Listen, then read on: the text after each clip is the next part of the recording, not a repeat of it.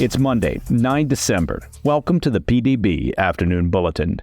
I'm Mike Baker. This week in the Middle East, your eyes and ears on the world stage. All right, let's get briefed. First, Israel and the U.S. have unleashed airstrikes across Syria in the wake of the fall of the Assad regime on Sunday, targeting terrorist organizations and critical weapons infrastructure at risk of falling into rebel hands. Then an update on the violence in Haiti, where 184 people were killed in a brutal massacre over the weekend by a gang leader, get this, acting on the advice of a voodoo priest. But first, our afternoon spotlight. We'll begin with the fallout in Syria, where Israel and the U.S. are leveraging the current chaos to target extremist elements and dangerous assets at risk of falling into the hands of the Islamist rebels. Now, the U.S. military wasted little time following the overthrow of Bashar al-Assad's regime on Sunday, unleashing dozens of airstrikes in central Syria against known ISIS camps and operatives. U.S. Central Command, CENTCOM, announced the strikes on Sunday, saying they were intended to, quote, disrupt, degrade, and defeat ISIS, and ensure that they cannot take advantage of Assad's fall to bolster their regional power. That's according to a report from Fox News. The U.S. military used a mix of B-52s, F-15s, and A-10s during the operation to hit more than 75 terrorist targets. While a damage assessment is still being conducted, officials said there was no indication that any civilians were harmed during the operation.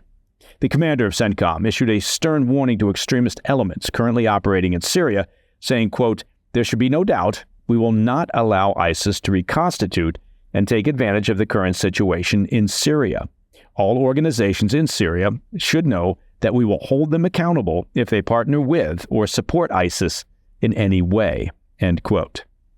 As we discussed on this morning's PDB, the Biden administration has expressed a cautious optimism about the sudden regime change in Syria, which saw a coalition of Islamist rebels take control of the capital city of Damascus just on Sunday.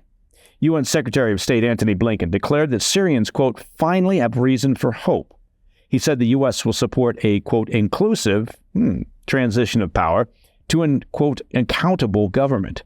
Blinken added that the U.S. will also support international efforts to hold Assad accountable for, quote, atrocities and abuses committed against the Syrian people during the civil war, including the use of chemical weapons. As we noted earlier, Assad and his family fled to Moscow over the weekend after being granted asylum by Putin's Russia. Speaking of the Assad regime's chemical weapons stores, Israel has also intensified their activity inside Syria since Sunday, striking chemical weapons facilities and other missile and air defense systems on Monday. Israeli Foreign Minister Gideon Sa'ar said, quote, "What guides us is the security of the state of Israel and its citizens. Therefore, we attacked strategic weapons, the residual chemical weapons capabilities, long-range missiles and rockets, so they won't fall into the hands of radicals," end quote. A day earlier, Israel also sent troops into a demilitarized buffer zone in the Golan Heights after Syrian troops abandoned their posts. Israeli Prime Minister Netanyahu said that armed men had subsequently breached the buffer zone and attacked UN peacekeeping forces. Israeli officials said they only plan to hold the zone temporarily to send a message to Syrian militants not to get too close to the Israeli border. Meanwhile, Turkey, pursuing a competing agenda to the U.S. and Israel, also began a limited airstrike campaign. Is anybody not conducting airstrike campaigns in Syria at the present time? On Sunday, targeting U.S.-backed Kurdish forces in northern Syria, which reportedly killed 22 members of the Syrian Democratic Forces, the SDF, and wounded 40 others. Officials in Turkey drew a red line, saying they would not allow the Kurdish PKK or Islamic State to benefit from the post-Assad chaos. Now for some background, Turkey, while counted as a U.S. and NATO ally, has long fought Kurdish separatists along their border who seek to establish an independent country. The Kurds, who have proven instrumental in helping the U.S. fight ISIS, control much of Syria's northeast under an autonomous civil administration. The Pentagon has since been in contact with their counterparts in the Turkish Defense Ministry to coordinate their military activity and to, quote, prevent further escalation of an already volatile situation as well as to avoid any risk to U.S. forces and partners, end quote. Yes, that's not a bad idea, considering the last thing that one needs in Syria at the present time is another goat rope.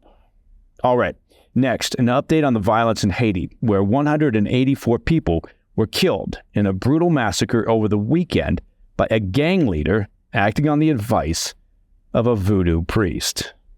I'll be right back. Welcome back to the Afternoon Bulletin. Haiti's security crisis took a turn for the worse this weekend. Just when you thought it, well, couldn't get any worse. At least 184 people lost their lives in a brutal gang-led massacre in one of Port-au-Prince's poorest neighborhoods, marking another grim chapter in the country's ongoing struggles. The massacre unfolded in the Cité Soleil neighborhood, one of the capital's most densely populated areas. The attack was orchestrated by a local gang leader who allegedly acted on accusations from a voodoo priest claiming elderly residents used witchcraft to sicken his child, who died on Saturday. According to Reuters, the National Human Rights Defense Network reports the gang carried out the killings with machetes and knives, targeting individuals over 60 years old. The United Nations Human Rights Chief revealed on Monday that this surge in violence has pushed the death toll in Haiti to at least 5,000 this year alone. The neighborhood has long been a flashpoint for violence, with the gang behind this attack controlling the area and even restricting mobile phone use to limit communication and maintain dominance. The United Nations in October estimated that the gang has around 300 members, illustrating the scale of their stranglehold on the community. This violence is part of a broader humanitarian disaster gripping Haiti. The International Organization for Migration reports that over 41,000 people have fled their homes in the past 2 weeks alone, pushing the total number of displaced Haitians to over 700,000. Many live in overcrowded conditions with limited access to essentials like food, water, and medical care. Haiti's political instability has only compounded this crisis, of course, with heavily armed gangs exploiting the absence of effective governance to expand their control. As we've previously reported on the PDB, international interventions, including the deployment of hundreds of Kenyan police officers, have failed to restore order. The killings have drawn renewed attention to Haiti's spiraling security and humanitarian crises. With widespread displacement, unchecked gang violence, and political instability, the international community faces mounting pressure to address the disaster threatening millions of Haitians.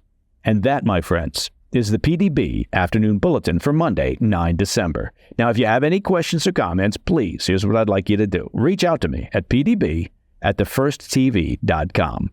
And as I'm sure you've probably heard by now, to listen to the show ad-free, become a premium member of the President's Daily Brief by simply visiting pdbpremium.com. I guarantee you it is simple. I'm Mike Baker, and I'll be back tomorrow. Until then, stay informed, stay safe, stay cool.